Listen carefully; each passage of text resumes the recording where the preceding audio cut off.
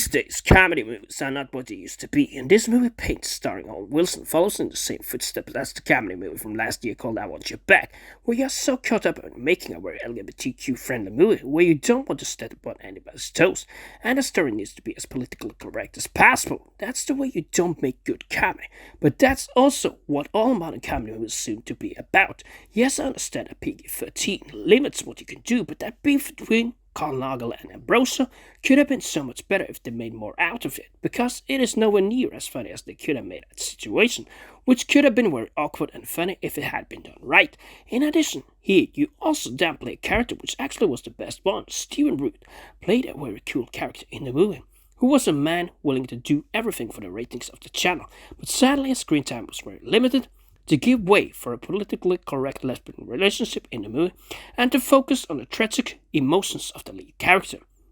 I would love to see more in this movie, but in the same way his screen time is limited in Barry Season 3, where he also is one of the best characters, he is also limited in this movie, which hurt the potentially good comedy scenes a lot. As well for the Owen Wilson character, it kinda shows he does not work without a supporting act, like he had in Shanghai Noon, Shanghai Nights, and I Spy, which are comedies of way higher quality than this lackluster modern effort, where you are so caught up in not offending anyone that you have no ability or creativity to make good jokes. Owen Wilson himself is also miles away from his best performance in this movie, but I think he could have done better with a supporting act that could have lightened up this comedy a little bit, like you do in better comedies. This may then have been a different movie, but instead of focusing on Owen Wilson and a bunch of female characters, because maybe that's what this story is all about, but in this case, it is inclusion the wrong way. And all these stories about the paintings Carl Nagel did in relationships with the women kinda railroads the story into a more emotional story, which is what a lot of comedy movies do these days, which is not funny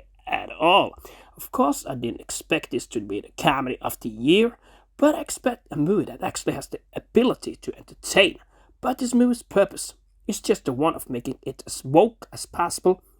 It is about the agenda before the comedy, and largely that is not a good recipe. Also, for no other explanation than making it correct, Carl Nagel, the tragic lead character, is made to be sexist without any real explanation, which is just written in as a feature to be in bed with the times we are in. What I would have done with this, if the feature should be in there, I would have had it at least